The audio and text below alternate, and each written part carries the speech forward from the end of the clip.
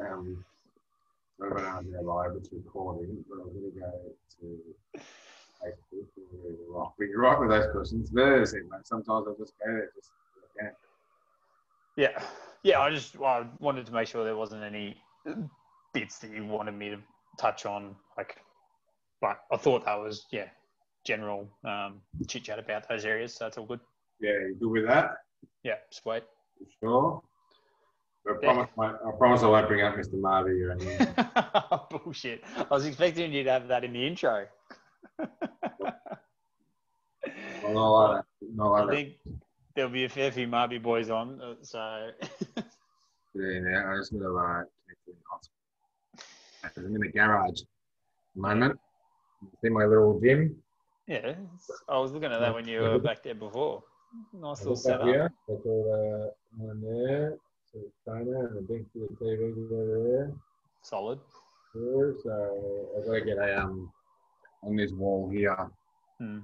Just here, I get a big squat rig thing, big rack. Drill it in. Yeah, big nice. rack in there. So my brother-in-law was building that. It was all built. We're just going to get him over. So beautiful. Allow him to be here. Yeah. But I will do a little quick spiel, and then then what I'll do, James, is and then I'll introduce you. Cool? Yeah, sweet. All good. I'm ready to rock, mate. Beautiful. Yeah, rock. How's this going? Preparing live, preparing. And we are nearly there. So excited. Pumped to have the big saucy. For the comments that come through tonight. Working. Come on.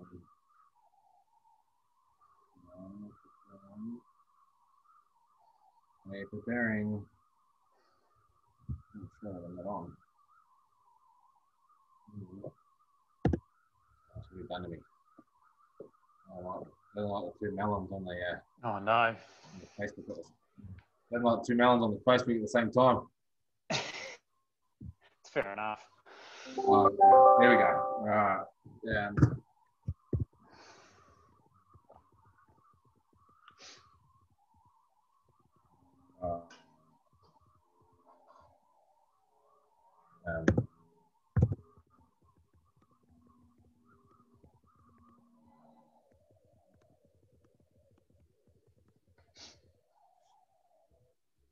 All right. Here we go.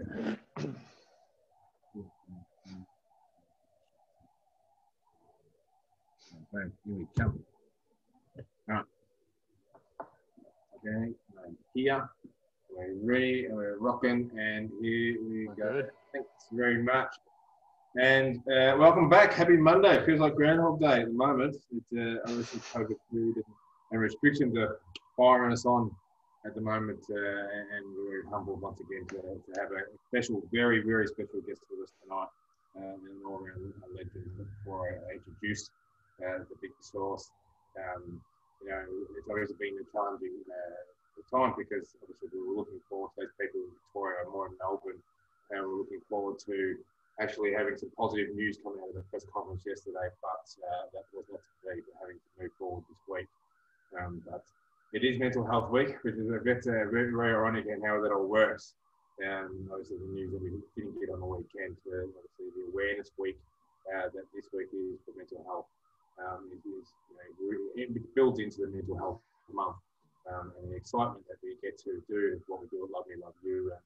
The amount of presentations that I have to do, our team has to do this week, which we love doing and we're all part of, and this is why we're here as part of the organisation, to be able to connect the stories and connect the very idea that we're all going through the different challenges in life, and we're all here just to be able to be connected and have these type of conversations to make sure that we're getting the support we need.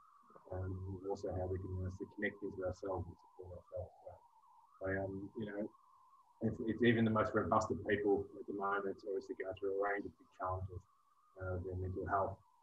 But, we're here to help, and I say it every week, but Love Me Love You is here to help. Our support pathway program, which I think we're very proud of, and how that works, which, we'll go into that tonight a little bit about how the process works, because we have the man that manages that program for us, Love Me Love You, James McArthur, joining us. It's, there's excitement moving forward as well. We've got 3 weeks into our bike ride with me. We have over 540, I think, now registered in that ride. We've even got people from America, Canada, New Zealand, and Korea have also joined in and choose your own adventure. And registrations are still open. So please, if you do want to, just even if it's riding around the court or street or up and down your driveway, it's all about connecting the very conversation, showing people in the community that you care, for their conversation that they need to have. Or you could, be silly like some people and set the ultra challenge for what you can achieve over a certain 5 days. So from Friday 30th of October to the 3rd of November. So Melbourne Cup weekend, so choose your own adventure. Myself, as I said, I'm choosing to drive 500 kilometres and climb 8,000 metres over the 5 days, which, spread out over the 5 days should be an amazing experience. Plus the little bike rides I get to do with my little man, Alexander, that very experience of riding every day with him. Very exercise that I love doing, and being able to connect with that little man who is now captain of the team Wombats, and has actually raised, I think, just over $1,600 for the Love Me Love You Foundation. And, it makes us very proud as parents, Emma and I, what he's done there. But what he's doing, is his idea of doing this event and being a part of it is, as he says to us, is just to make sure we put some smiles on people's faces. And that's what works, and then that's what's happening. So we appreciate that. But as I said, registration's still open. Get involved. We've got plenty of presentations. We've got Welfare Warriors coming up. We've got everything coming on. Mental Health Month is crazy for us, crazy for us all. But we need to keep sticking fat and fighting through what this next period of time looks like. But without further ado, we are in the company of royalty tonight.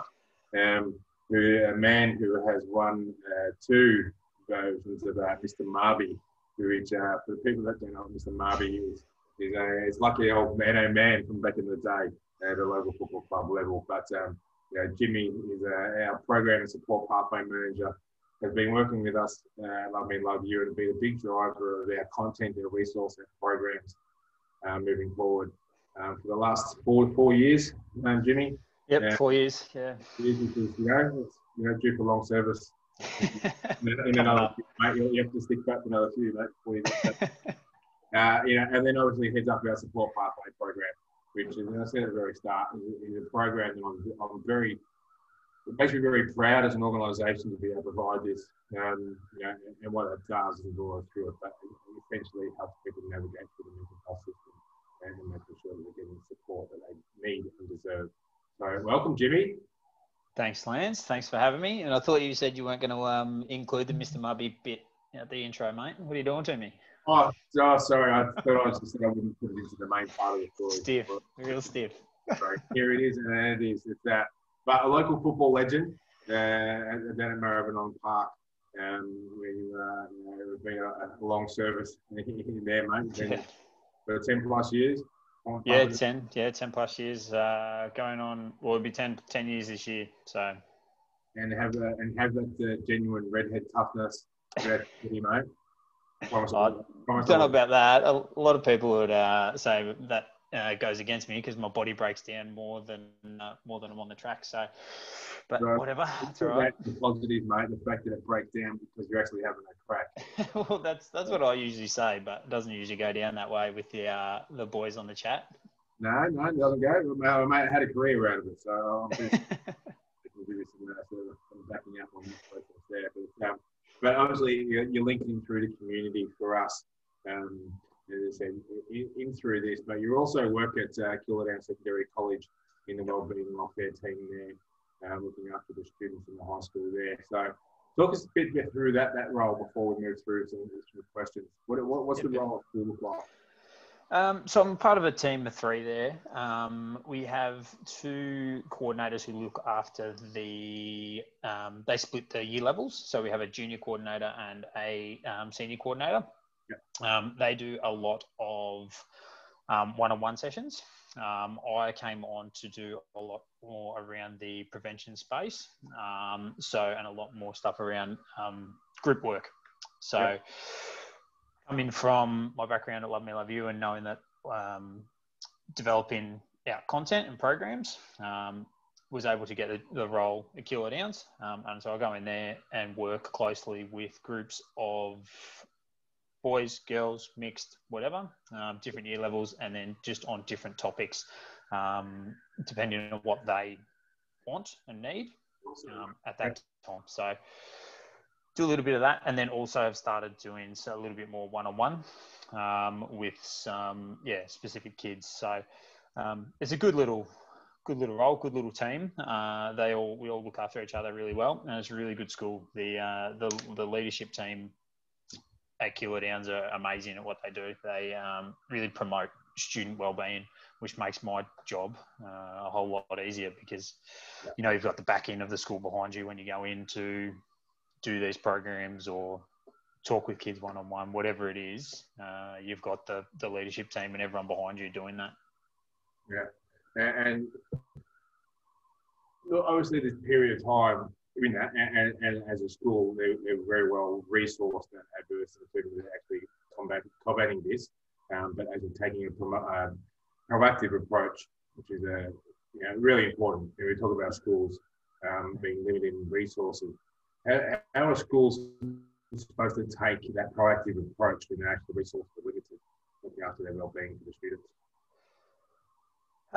It takes a whole school approach.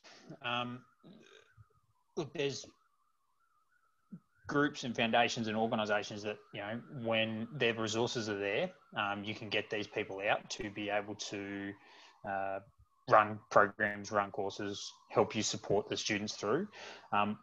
But it doesn't have to be like that. Knowing the processes and knowing who you can go to in the school is just as good as having someone else come out and speak on behalf on mental health or speak on bullying, whatever it is. As long as you've got a whole school approach behind you and the students know who they can go to and what they can get out of the school when they need that support, that's the main thing. Yeah, and that's important, as you say. It's about understanding who they can turn to in that process, and a whole school approach surrounding and creating a holistic approach to it. That it is not a one person contact. But there's a number of people throughout the school on all different levels. And, and talk about even the support to, the amount of conversations that students will be having, even with the cleaners that come through the school. That very high school approach and making sure that those types of conversations are being had and being looked out for. Obviously, it's been a really, really challenging time, Jimmy. We talk about not getting people out, but we do like people to come into schools and do these presentations and create that. Absolutely. Like people at Love Me Love You. Like us, yeah. This is right. It's but talk about the very challenging time that it's been for this last 6 months. Kids don't know whether they're coming or going. Teachers don't know whether they're coming or going. Schools are just the actual school system in terms of the leaders and working through that just a bit lost. Just understanding, what am I doing? How am I going to do it? And we've just probably got into the real sort of capabilities of this learning from home, and then now kids are back transitioning back. What's the school identified about this process for the rest of the year moving forward? It's from my knowledge from the school and education department, the directive is pretty much about engaging and wellbeing. They know that, especially for coming back, year sevens, only been at school, maybe if they're lucky, 8-10 weeks. Their first year in high school and they've been at home the whole time. So a lot of the directives coming back into term 4 are just around re-engaging, reintegrating them back into on-site learning, knowing that kids are going to have shorter attention spans, the motivation is going to be low. They're going to struggle with, switching on for 6 periods of the day. All those things are going to be a challenge for teachers and students coming back. Same with teachers. Teachers are going to struggle coming back and having to be switched on for 6 periods of the day. So it's an adjustment that they know is going to occur. So they're aware. So they're changing their focus a little bit more, stepping away from your year 11s and 12s. I feel horrible for their year. They've been on-site, off-site, on-site, off-site. They're not knowing, when their exams are going to be, when their SACs are going to be, all these things. I feel horrible for them. But they've been really resilient and they've rolled with the punches and rolled with everything that's come, which has been amazing and a credit to them. But on top of that, the schools that are behind them have done an amazing job to support them up to this time. So really the next, what's term for, 10, 11 weeks, something like that. So those next few weeks are just going to be getting back in the swing of things. And that's really the whole aim, making sure kids are, happy to be at school, which I think they're going to be.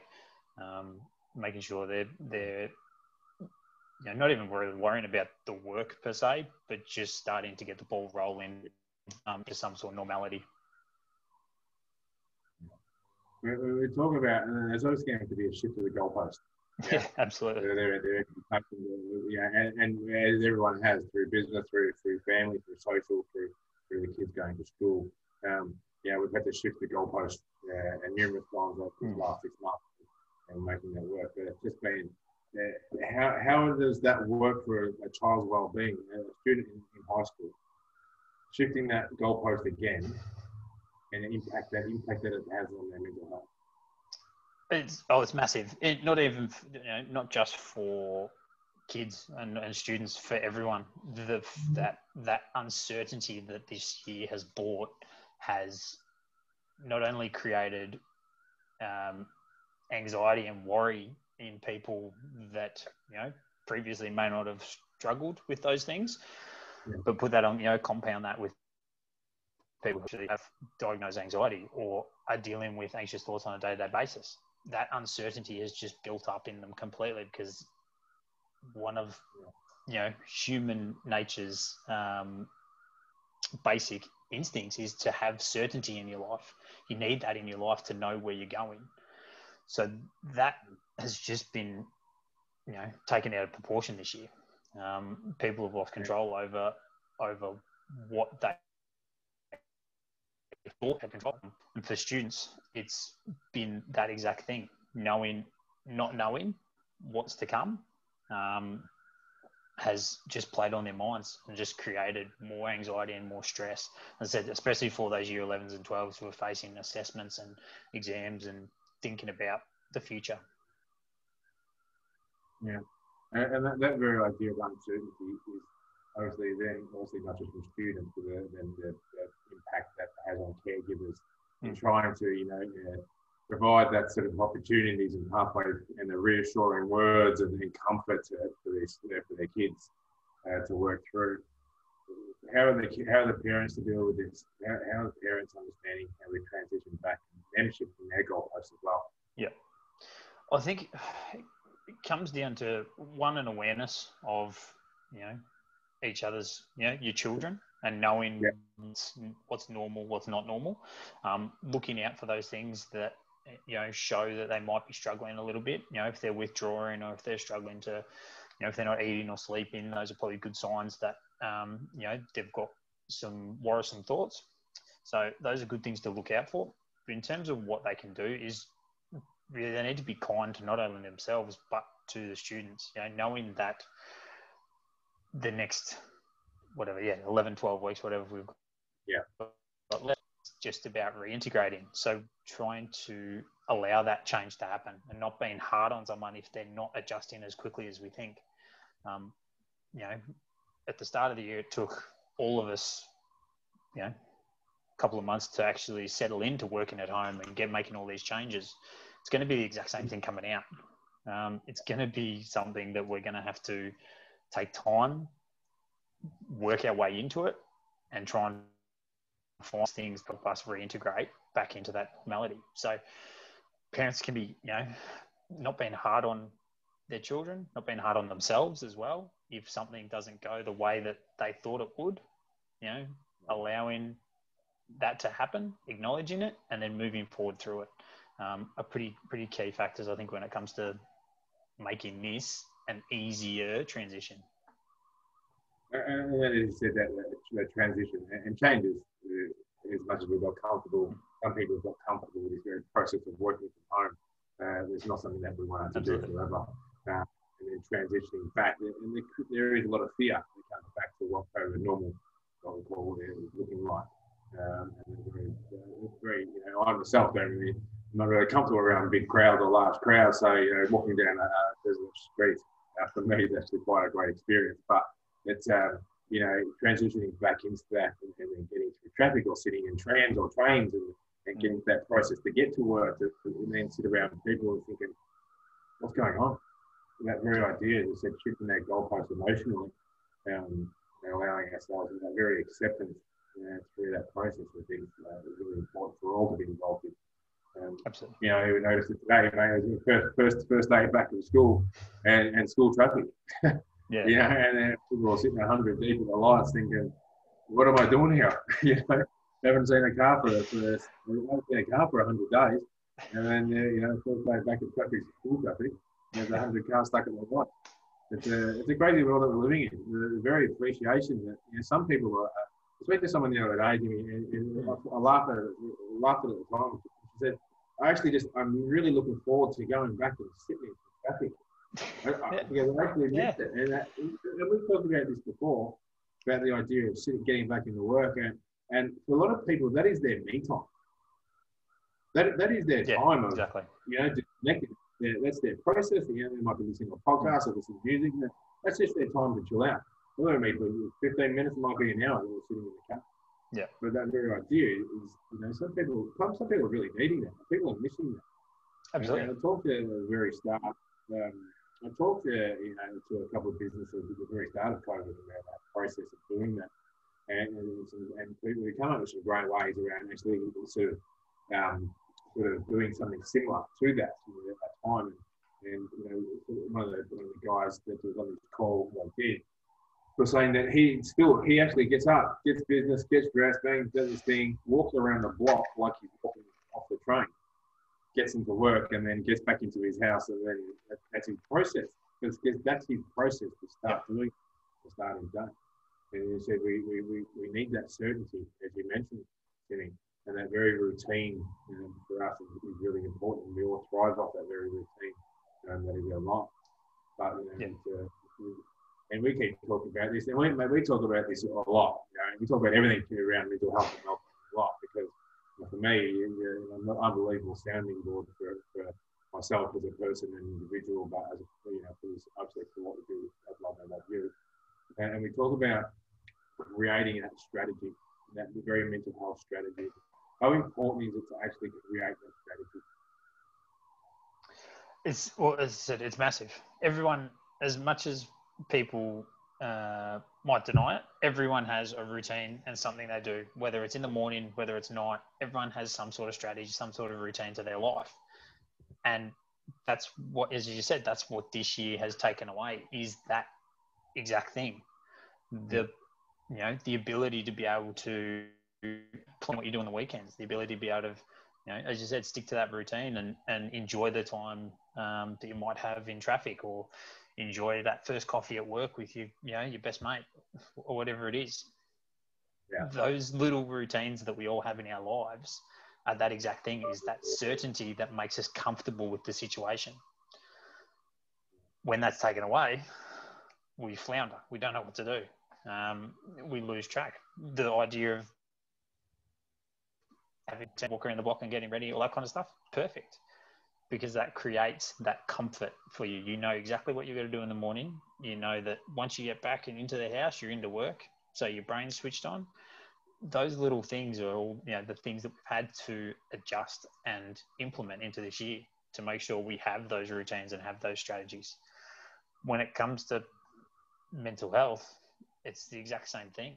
To be able to stay healthy and to be able to flourish on a day-to-day basis, we have to have those strategies and routines in place to enable us to deal with the stresses that we face every day. You know, whatever that is for, you know, each person, each individual. But, you know, going to the gym, going for that walk in the morning, reading your book, sitting in traffic, you know, singing along to the music, whatever those things are that put you in that comfort and that happy place, they're the things you need to do to make sure that your mental health's flourishing. Yeah. Stay on top of it. You keep investing in it. You're working for it. Keep rocking it. Consistency, keeping with it. Consistency is key. And when you say this, you invest in every single day with your mental health and well-being, and allowing yourself to evolve with the process. Yeah. Because they're throwing a spanner in the works, trying something different in there every now and then. And you never know what that experience might bring. But if you don't like it, you don't do it. You don't do it.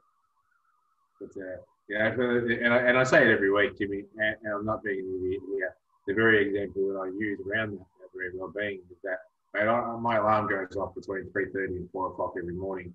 Ridiculous. You can see, it is ridiculous. It is absolutely stupid. And I know that. And the more I say it, the more I realise it is stupid. But I get it here. As you can see, I start at the gym every week, but I've got the bike set up and all things in the gym. But this is me time in here. This is what works for me. I get it at the time because, one, when people, this is one of my biggest, gets me go big time. And we've said this before about the excuses that we all have. And people come up with excuses all the time. And one of the greatest excuses when not investing in yourself is we don't have the time. Is that correct? Correct. Yeah. But how many hours in a day, Jimmy?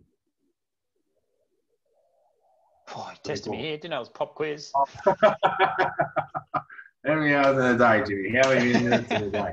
You have an opportunity to make time. Your greatest investment is you, and you're your asset. You need to make sure you make the time for you.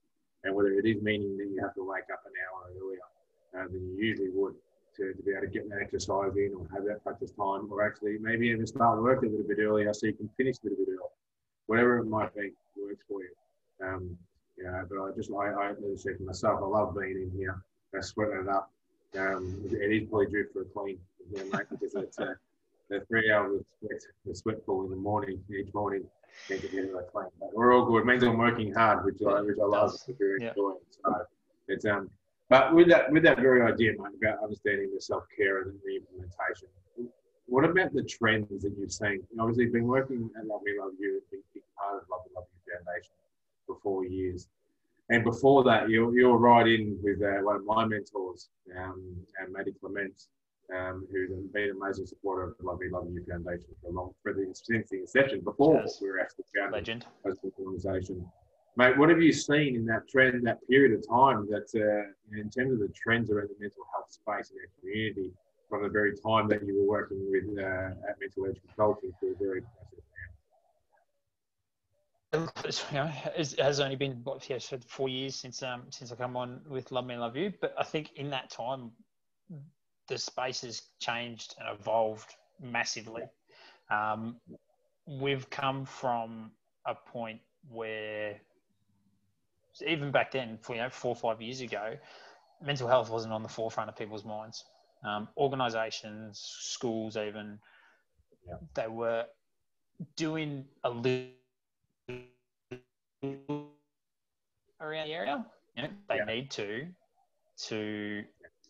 support the people in their organisation or at their business. Nowadays, that's at the absolute forefront. Massive organisations are taking leaps and bounds in terms of what they're putting in place to be able to support their employees, because they know that's the investment. The investment is in the people. So I think that's been a massive change and a real positive one. I think over the probably last few years, it's started to become a little bit more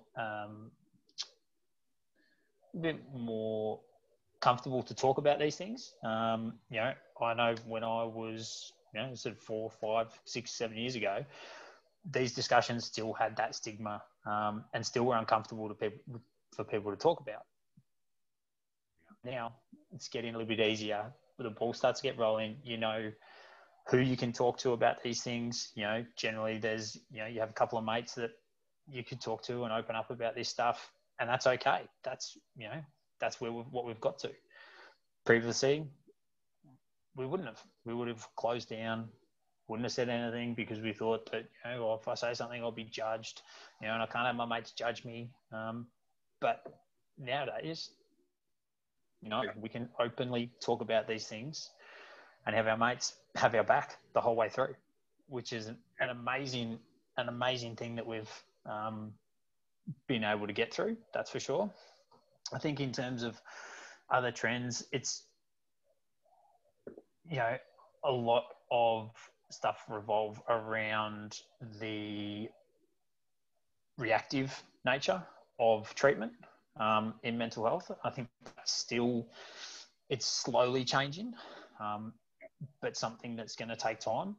You know, all the money from government, you know, a lot of it goes into, and I know this is one of your, I won't get you going on this, but one of your pet peeves is a lot of the money goes into the treatment and the real crisis end of mental illness, which is needed, absolutely. Not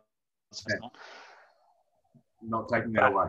No, not at all. Not at all. But I think it's slowly getting back to a point where more awareness is coming into the prevention rather than the cure. You know, knowing that if we stop something before it even begins, it doesn't even begin.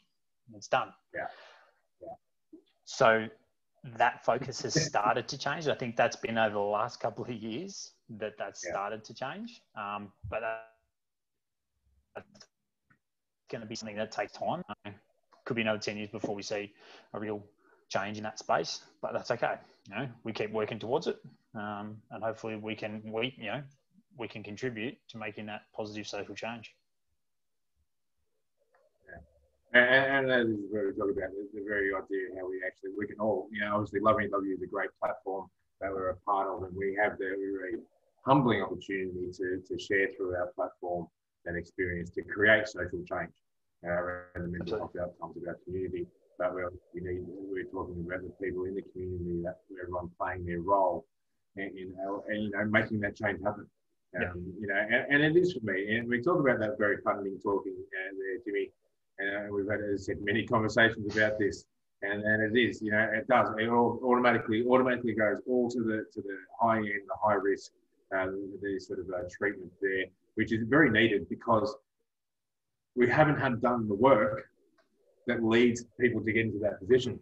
The resources and the funds and the education and the awareness and the campaigning and the treatment and the support that gets done in that sort of first 70% hadn't been done, which has led people to that position where it's actually in that top 30% of risk and moving forward. And obviously they're being under-resourced, and we keep talking about not enough hospital beds, not enough sort of treatment facilities and not enough rehabs or whatever it might be. But the very idea is that we can actually implement these grassroots community, very safe, inclusive and supportive environments in the very suburbs and the very people down below. That you know, and obviously we talk about that previous 70%, which actually only receives 30% of the funding, as opposed to the top 30%, which receives about 70% of the funding. So, but we talk about it very much, and what we're very proud of, Jimmy, is that we do take that holistic approach to mental health and wellbeing. That we talk about the education components that we do, the resources and all the research that goes into the work that we do, but also being able to provide the support pathway program, which I keep talking about, which is the program that you head up, and you know, it takes a lot of work to head up, which is in essence, I said it's just helping people navigate through the mental health system. So let's work through that right now and help people understand one how they get to part of the support pathway program, and then what's the process for them to move forward with. Yeah, look, you're spot on with, I suppose, the way that the support pathway came about was the fact that we wanted to provide that well-rounded approach to mental health, knowing that we were going into schools, organisations, something that can have a real triggering effect on people. and really impact, we wanted to provide that follow-up service. So people were able to then connect back into us and open those conversations and get the support they needed. The way that the support pathway works is that, well, now it's via the website, that people can jump onto the website and contact the support tab. From there, it follows through to me, and big picture of you dancing, is it, or how does it work? Yeah. Not yet. I think that's to come on the next updated website, but They do. yeah, version 2, that one. So no, we try and keep me nicely hidden away in the background, so we'll stick with that one. So yeah, the process is pretty much that people can reach out.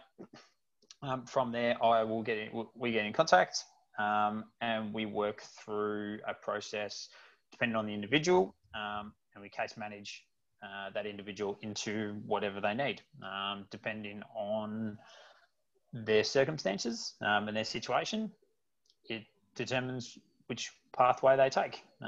We have people that are dealing with high stress situations and extra pointers on self-care. That might be the low end, up to the absolute crisis end, where we working with people or carers to help them get into either an inpatient clinic or a crisis support service. So that's obviously up the other end of the spectrum. We really work with the person facing the mental health challenge, or the carer or friend or whoever it is. If people are worried about other people, then reaching out and getting some validation or confirmation that what they're doing is the right thing to be able to help their friend. That's perfect. That peer-to-peer support is huge, and that's what we want to build up in the community, is that peer-to-peer support, so people can be able to get the support they need just by turning to their best mate, or just by turning to their brother or their mum or their dad, whoever it is. So that's what we're trying to, I suppose, build up in the community, and this support pathway can help with that. Yeah. And you talk about that very idea around that peer-to-peer support training, which is obviously what we do a lot with the welfare warrior training. Yep. Which a lot of people go through that process, which has been the feedback that we've got from that. I've spoken about, we talk about treatment, right, and our treatment plans and our recovery process and helping people move forward. Is that and it's not even though it's an individual case, the approach shouldn't be individualized. And when I talk about this, and we talk about this about having having the support crew involved in the actual treatment plan, to actually make sure that we're all keeping accountable to the very process or tools, or it might be the medication, or it might be whatever it might be to make that experience. Because we know that the amount of people that go and get help and support that do lapse back into that process, don't follow through, don't keep accountable to the very treatment plan that they're sort of the health services are trying to provide. How hard is that to actually get everyone involved in that treatment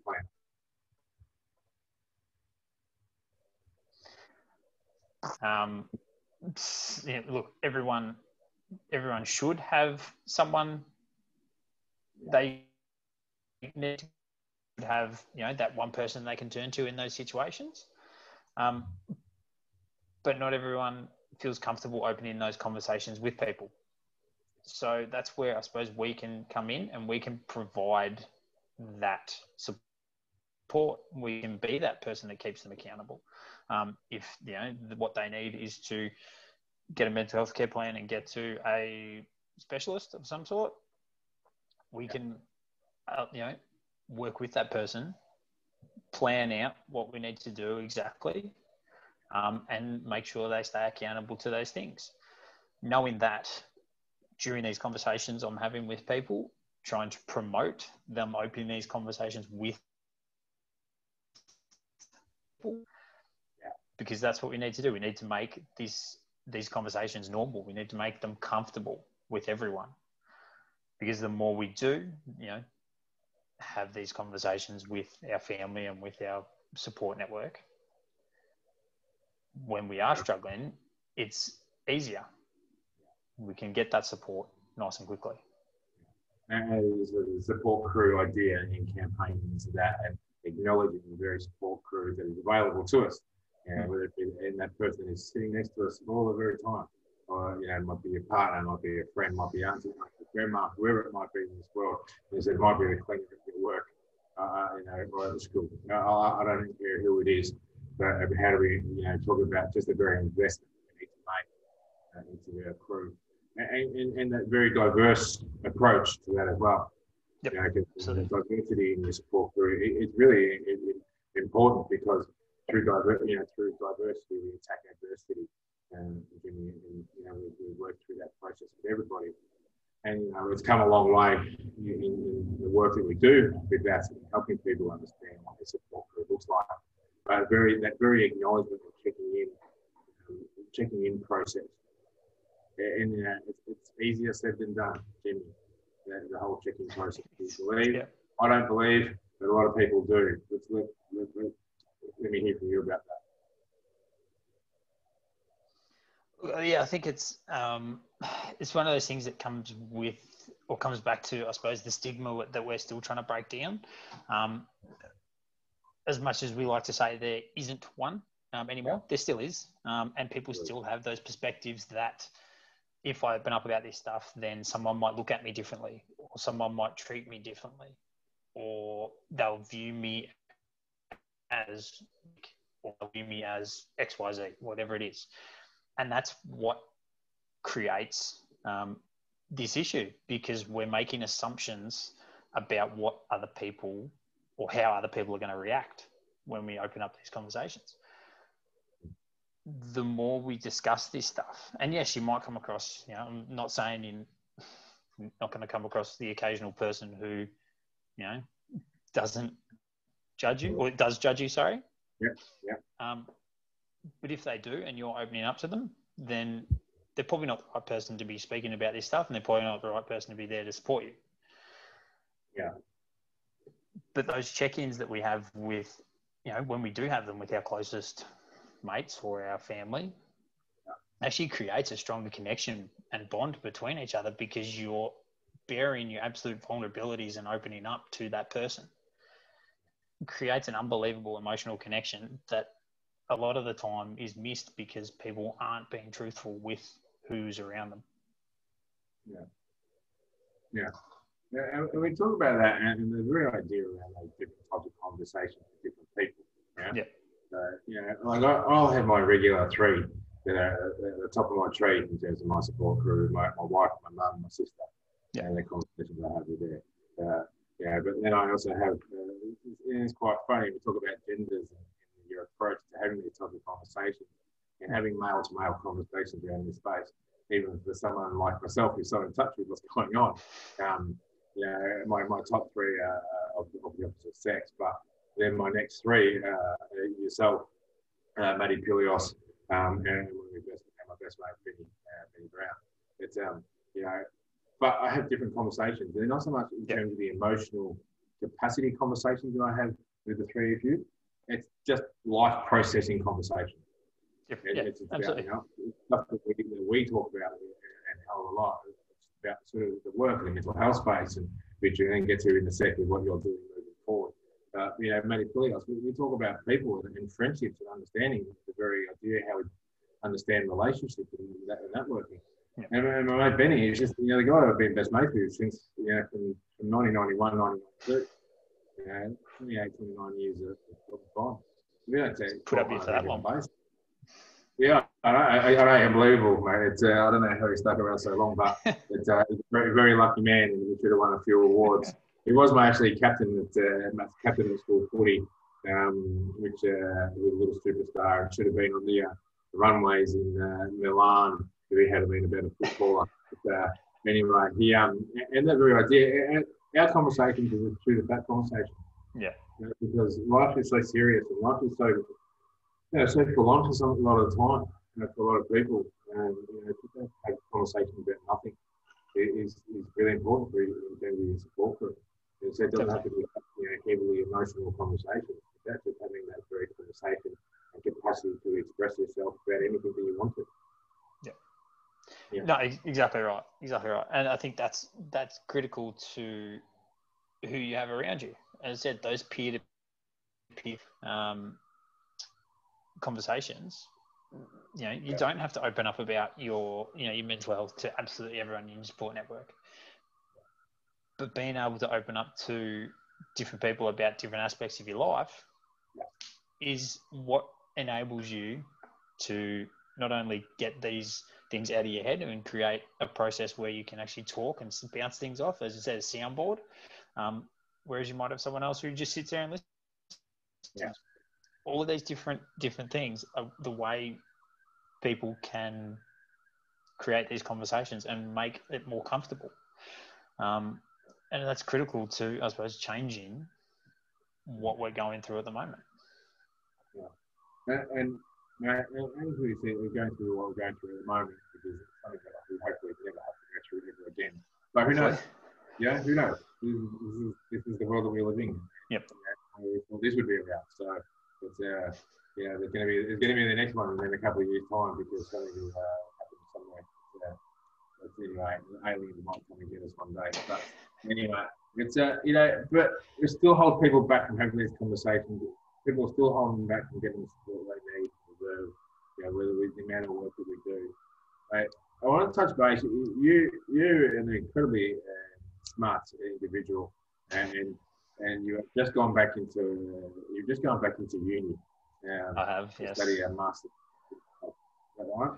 That is right. Yes, still stupid me, but yes. That is going to be the people that don't know that the idea of what this will do for Jimmy and for individual health space and general health space is about Jimmy actually making his way to the top of the food chain and being able to write policy and change it from the very top. Is that correct? That's my understanding. Yes, no, that is correct. So my degree and qualifications at the moment, you've spot on, you nailed it. They're very, very individual or small group population based. And while I love doing that, and that's why I'm in this space, is to be able to help those people and make a difference in their lives. I've gotten to the point where I feel I should challenge myself and see if we can't make a bit more of a bigger change at a population and systemic level. So we are, going back to uni, and I am, going to see if we can't make some real inroads into the high-end policy population level. Amazing work, man. When you told me you were going to do that and going back into it, I agree. As we all are, love you, from the board right through the team and HQ and everyone else. We're very proud to have you as a part of the organisation. And when you become Prime Minister, because Julia Gillard was the first female Prime Minister. You'll be the first male. So, vote one source. We're looking forward to that. But don't forget us, and remember, always come back to Marby every year, because you're going to hand that sash back. This process of seeking help, mate, and we talk about it a lot. That very process, and I understand it from having been through it, the very process, it is unbelievably overwhelming for a lot of people. It is. And as I said, we make it easier to help people navigate through it. Also, people need to know that very first experience at a health service, a psychiatrist, a psychologist, or wherever you might be, is usually one of the worst experiences you have. And I had the worst experience, and I did it for a couple of months. I had a number of first experiences with a range of different psychologists before I connected into a psychiatrist back in 2012. And that very experience, and I spoke about this to a person today. I was on the phone with for a long time. He was talking about, and I said to him, your very experience in terms of seeking help is the first step, and it's a huge step to get there. But you're actually going to feel worse for the next couple of weeks going through that process, and then just actually bringing it back, slowing it down, and then allowing and trusting the very process. How important is it just to be able to understand that there is a goal moving forward? Because people want to get help and get fixed now. It doesn't work like that, does it? No. And look, unfortunately, there's no magic wand. If there was, I'd be out of a job. So, well, we don't want that. We don't want that. So it comes down to the fact that people need an awareness around the help seeking process.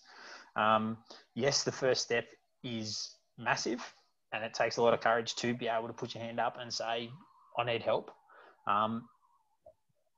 But then from there, knowing, and that's where the support pathway comes in and assists with this kind of stuff. We hold your hand through the process. So all the big scary decisions, all the big scary questions that you think are there, we help bring them back into a normal perspective.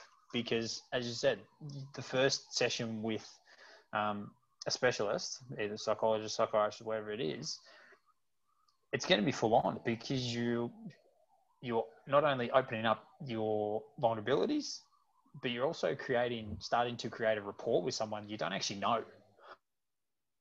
And a lot of people still don't understand that, that first psychologist or psychiatrist might not be the one for you. You might have to go and try 3, 4, 5 different ones before you find someone you connect with, because it's a relationship. It's not like you go to a bulk billing GP, you walk in, you go, oh, I've broken my finger, and you see anyone, and any doctor in there can fix the broken finger. Perfect. That's not like that when it comes to mental health. We have to have a strong emotional connection and a strong rapport with that person, be trusting and honest through the whole process, because otherwise we're not going to get the most out of that help seeking process. Yeah. And you would hope that any GP could pick it up the finger, mate, because you would hope so. You went in with a broken finger, they worked out you got anxiety and they started wrapping the bandage around your head. There'd be some issues to understand.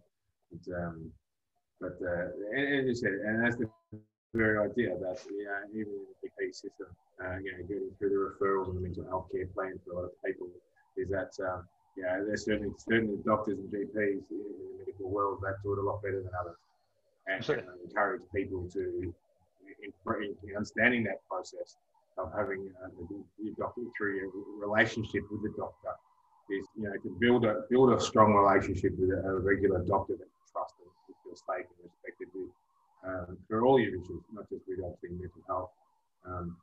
Because just going to a bulk billing GP time when you've got something, you're going to walk out with a script that's not even meant for you. Yeah, exactly. Where are you at after that? And that leads me about that base for medication for a lot of people.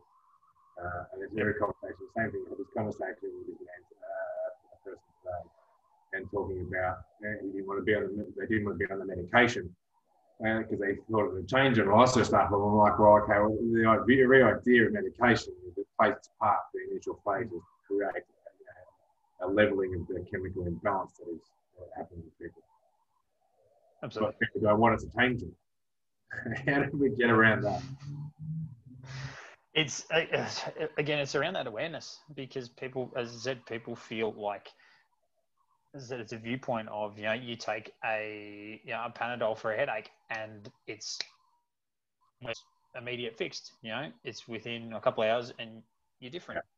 Yeah. But for medication, antidepressants, for mental illness, it takes its time because it has to level out whether it's hormonal, whether it's neurotransmitter, whatever it is, it has to level that out because that's what it's trying to fix. And it doesn't actually, people think, oh, I'm going to take these things, I'm going to be happy.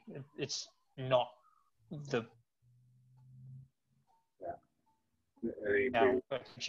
body back to a level in your brain that it needs to be for you to be able to deal with the challenges that are going to come at you. And as you said, it's that, as well as it's not just the medication that people take that are going to be able to get through these challenges. It's the medication plus talking to someone plus self-care, plus it's changing everything to what you're doing with. And it takes that full holistic approach to be able to do that. And if medication is part of it to begin with, that's what needs to be done. If your GP or your psychiatrist or whoever you're seeing that says that, that needs to be part of that plan to begin with, to get you to a level to be able to deal with what you're going through. And it doesn't have to be forever. No. I'm very happy because this is the relationship that we have, Jimmy. I'm able to lead you, understand with the question, and you absolutely run with it and take it where it's supposed to go. And I didn't even realise I actually asked that question. So great work. That very idea, mate, is about, as I said, it's a part of the whole plan. That very treatment in recovery plan that we all work through, as I said, working through the support system, the self-care, and obviously medication where that plays a part, and then the follow-on process and continuously investing. And medication doesn't have to be forever. That support service that you're accessing doesn't have to be forever. But in terms of the initial phases, where people are at, there's a period of time that needs to happen. Don't just think because it hasn't happened in the first week, because I've seen it in a Hollywood movie, that someone takes a tablet and automatically, they're on top of the world. Yeah. Or, I need to see my therapist, and I walk in my therapist, I walk out, and then I'm top of the world. Not how it works. Okay? And it's a continual investment in our self-care, which we talk about a lot, mate, about that very holistic approach to our self-care. Yeah. And I think with those, with that treatment plan, if we call it treatment plan, is that it's not something that cures you. It's something that builds up your skills and builds up your tolerance and resilience to be able to deal with the challenges that you're faced, that can't be every. You get better at being able to bounce back from setbacks. You get better at being able to open these conversations with people. You get better about, being aware of your emotions and expressing them in a healthy way rather than bottling them up. Whatever it is, you get better at these things and you continue to get better at these things. And then it's a management of the challenges that you face. You make... this is the thing, people, ladies and gentlemen. You understand where the brains of everything that we do in life comes from. It's not from the big melon here. It's from the big saucy. It's and that's the very idea, mate. We keep thinking about. Obviously, it takes a big team. A very strong team at the foundation, and the fact that you've lasted. You've lasted. The 4 years so far at the foundation, not in terms of lasted, the fact that you should have gone, but the fact that you can understand. You can probably understand Lance Petroni better than anyone, probably better than myself. Obviously the running joke within at HQ that you need a PhD in Petroni. You being a smart cookie, mate, you've got your PhD a long time ago. So.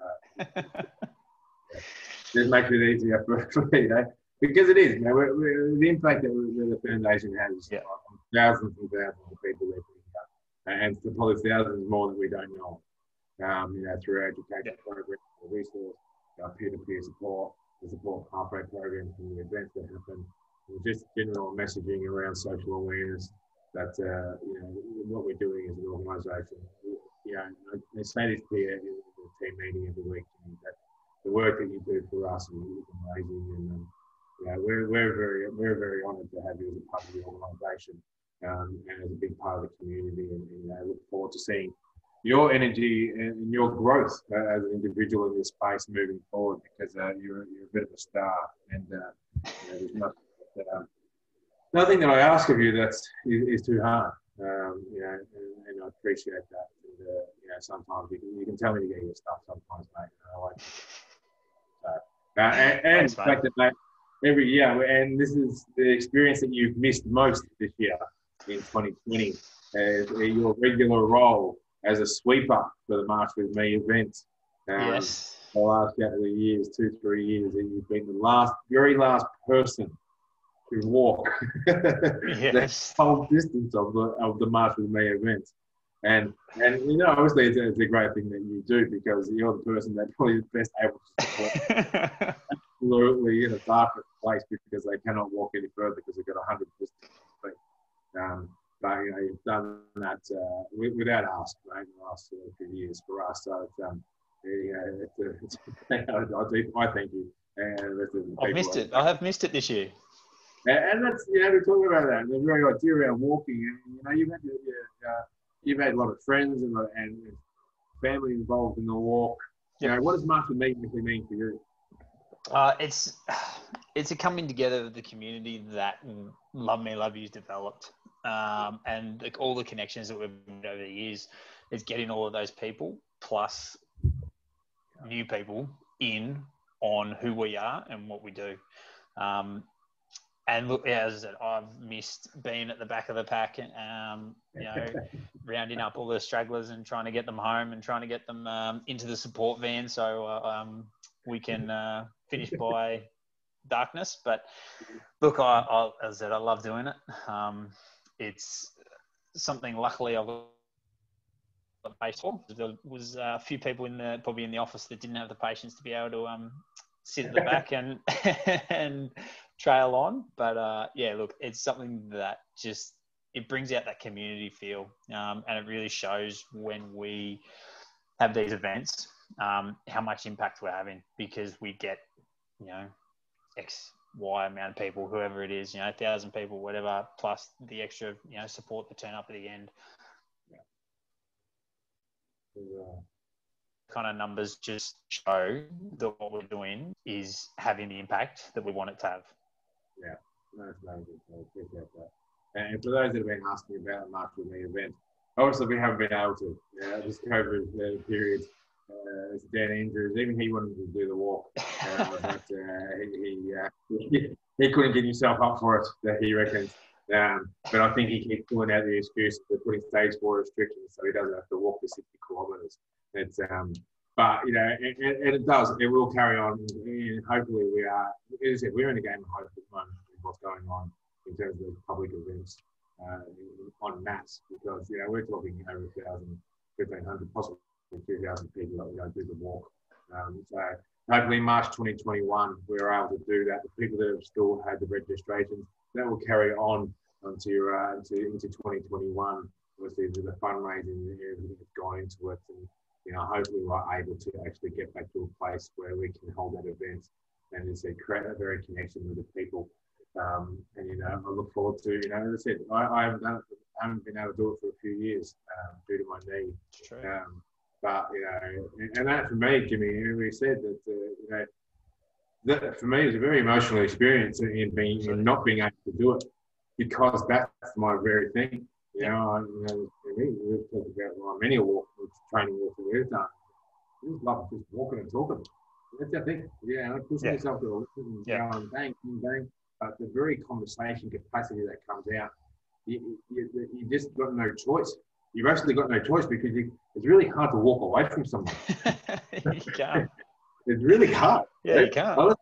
Unless it's the person, there's certain people that we've obviously done the training walks with that, they encourage you, I suppose, and they sort of take that, they get into your lane.